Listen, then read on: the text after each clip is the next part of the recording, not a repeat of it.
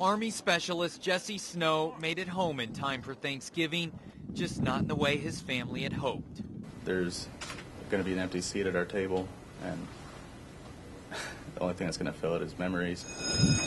Memories of Snow were on the minds of many this morning as his flag-draped casket was carried from a plane to a waiting hearse at Wright-Patterson Air Force Base. The touching tribute is known as a dignified transfer ceremony. But what dignified it wasn't just the people and the patriotism, but Snow's service. I mean, we loved our son, and we're going to miss him dearly, but I'm proud of him for what he did. Snow was killed in Afghanistan on November 14th. Exact details have yet to emerge, but family members say they've been told by those who served with him what happened. I mean, just to have that closure and to know that money can't, there's no price for the peace that it's given us. The sky outside was the picture of peace during the ceremony, while inside hundreds of airmen and base personnel stood silently as the family passed. Family members say Jesse would have found a way to smile despite all the sad eyes and straight faces. He was always a comedian. He was always doing something funny.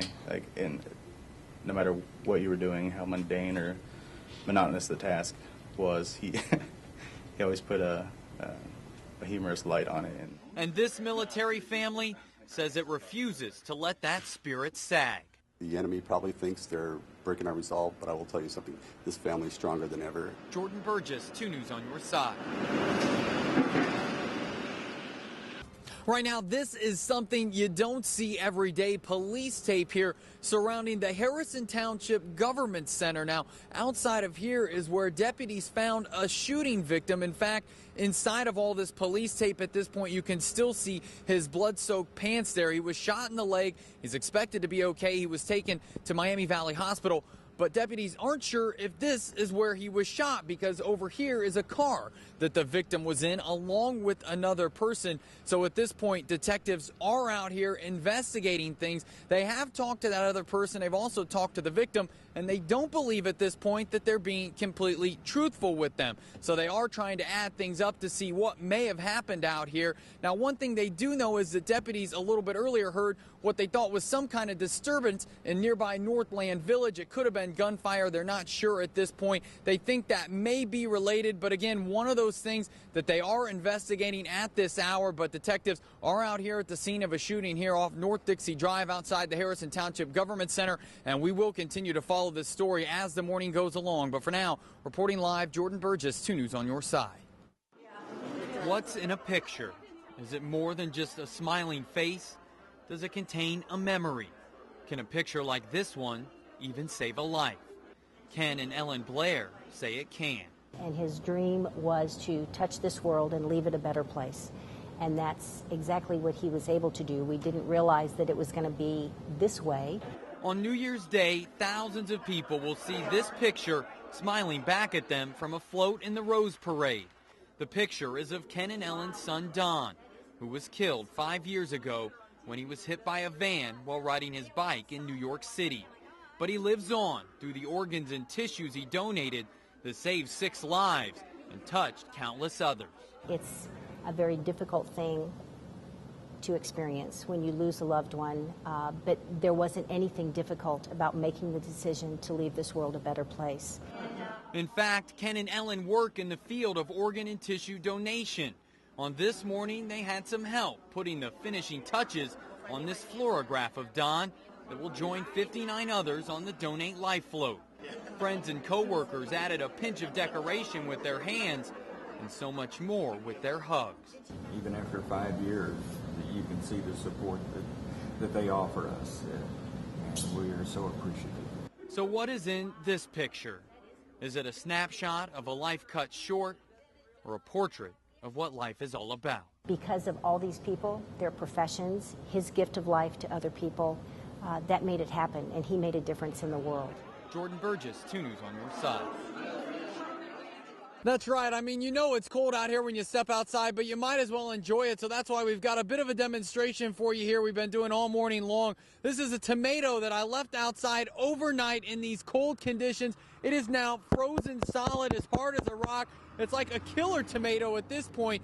And if you don't believe it, we're going to show you. We're going to try to throw it here against this tree. I got to warm up the arm a little bit. But if you watch, I mean, it's basically not, you would normally get a splatter. I mean, it's like a rock there. I mean, it hardly leaves any kind of mark on the tree, and the tomato's still very much intact. Well, maybe it's just being out here in the cold that's going to my head, but we thought we'd try an ice cube challenge to see how fast stuff would freeze out here. And we've actually, in an hour and a half, we've got ice cubes. Of course, we've got the water here. You can see that those are ice cubes, and that was cold water. But we also poured in what was hot coffee at 5 a.m., and look at that. Those are ice cubes now at this hour after just about an hour and a half of being out there. 'Twas the morning before Christmas, and all through the store, a few creatures were stirring. Last-minute shoppers for sure. Every year we're going to start early and never do. The electronics were plugged into outlets with care in the hopes that shoppers would buy them from there. No one was nestled all snug in their beds because visions of gifts still danced in their heads. We were up this late, actually. Yes. So, yeah, we were at Walmart first, then came here, and my oldest is helping, so trying to pick out for the younger kids. And people with coats on, all bundled in caps, were soon looking forward to their short Christmas naps. I'm going to go home. Well, I'm going to go to the grocery store, then go home and get some sleep before I start my Christmas dinner. Out in the parking lot, they avoided the clatter that would come hours later when the crowds were what mattered. I like it. There's not a lot of people, so it's nice. Then away from the store, they flew like a flash, happy they didn't spend boatloads of cash. We get everything done at a reasonable price. But just when they thought they were all in the clear, the time for the gift wrapping was soon drawing near. So the night's not even over yet? When do you go to bed? I guess probably after Christmas. And so they exclaimed as they left without warning, Happy Christmas to all, and to all a good morning. Jordan Burgess, 2 News on your side. This boundary, outlined faintly in purple, looks like just another line on the map, but it might as well be a line in the sand, and it circles a controversy over sex offenders and safety. There's rumors, innuendos, assumptions, and a lot of emotion.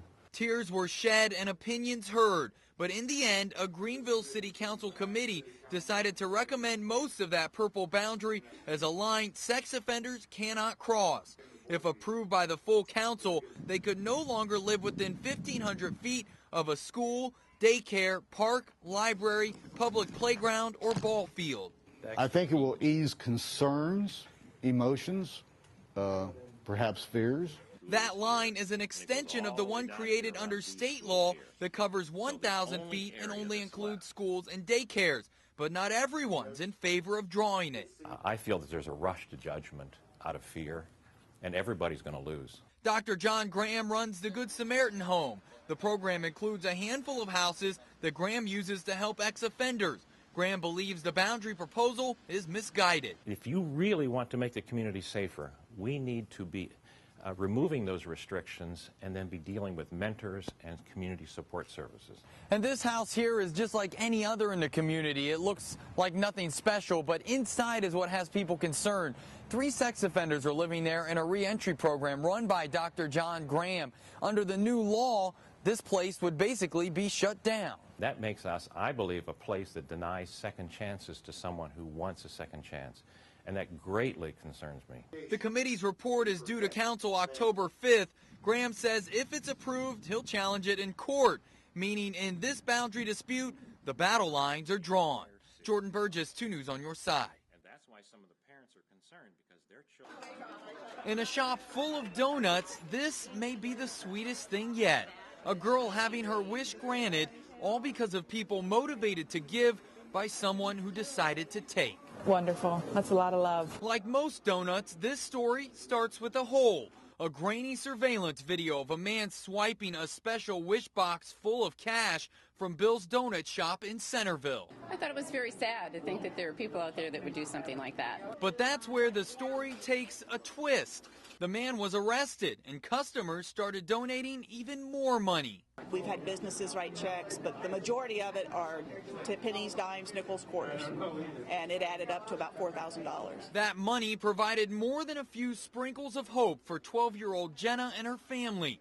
Jenna was a week old when a brain hemorrhage changed her life forever. Wasn't expected to live through the night and has been fighting ever since. So a fun-filled week at Disney World was just what Jenna and the family needed. And that's just what they got thanks to a Special Wish Foundation, a local group that's been granting wishes for 27 years. Jenna loved the Barney show. She smiled through the whole show. And how's this for the frosting on the donut? The store now has a new donation box so it can continue collecting the only thing that leaves a better taste in your mouth than those sugary treats. Thank you. A big thank you from all of us. Made a wish come true. Jordan Burgess, 2 News on your side. In just a few hours, students all over the city will be walking to school with their bags and their backpacks ready to go. But those headed to Kaiser PK through 8 will be doing things a little bit differently. For one, they're going to have what's called a walking bus. Now, what exactly is a walking bus? Well, imagine that I'm the bus driver. I walk through the neighborhood here, picking up kids as I go. They kind of follow along behind me, and we make sure that everything's safe. Something else that they're doing here at Kaiser is they want people to hang out on their porches while kids are going to school and kind of watch out for them, make sure that everything's okay. Another thing they have are some signal upgrades here that they've partnered with the city of Dayton to do. Imagine you couldn't drink the water from your tap because of its taste. That's a problem people in Camden face every day. They say the water is too salty. Now I have some of it here and we'll try it in a bit. But first, at this hour, those water woes have people protesting outside the village offices. They want a meeting with city council before a decision is made on a new well. They're worried one of the sites picked for the new well would only be a temporary solution. They say according to the EPA, it could eventually become contaminated by the same salt that's ruining the current wells. That salt came from some uncovered piles of road salt that seeped into the wells. Residents say the salty water tastes terrible, although it was deemed safe to drink. But the Ohio EPA thinks that might not be the case in a matter of weeks or even days. They want the community to come up with a way to fix the problem as soon as today. But before the decision is made, these protesters want a meeting. Even the mayor agrees with them. If they're going to come up in the middle of the nighttime here to make a statement, which everybody has the right to do, they're peaceful about it, I believe they have the right to be heard. Now this is the water that's causing all the problems. I'm going to try it here just to kind of see what it's like. I'm going to pour it in a cup though because I'm told that I may spit it out. But again, it's supposedly safe to drink, we're told, but it is pretty salty. So cheers. Yeah, it definitely doesn't taste like regular water. I mean, it's about to the point where you'd want to spit it out, kind of soapy. So hopefully those folks will be able to fix their water problems. We'll follow this story as it continues throughout the day. But for now, reporting live, Jordan Burgess, 2 News on your side. Well, we'll see you outside in a minute, okay? All right. Packed inside this plane, we're headed 13,000 feet into the air. But this isn't about the ride up. Oh, no. It's the ride down that will take us to new heights. It's probably all your worst fears and your wildest dreams all piled up into one 60-second jump. Consider it one small step for man, one long way down. But this giant leap starts here on the ground with Team Fast Tracks, a group of professional skydivers made up of people who can't get enough airtime. I just wanted to make one jump, just like you did, and that turned into, let's go back and do that one more time. Since that first jump, Bud Pranat has made 1,400 skydives. He's the man who will be guiding me to the ground. Videotaping the whole thing will be photographer Dan Paganini. Yeah, how's the anxiety level? A little nervous excitement. A minute later, the green light comes on, and it's time to go.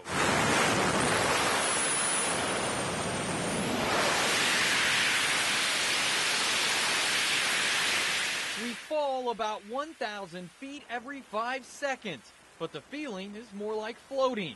The minutes seem only like moments, just enough time for a few waves. And before you know it, it's time to pull the chute. We slowly float to the ground before landing right on target. It's something else. It is something else. And it goes a lot quicker than what you realize. If given the chance, I would probably jump again. And Bud, well, he most certainly will. As long as my body allows it, and my wife. Jordan Burgess, 2 News on your side.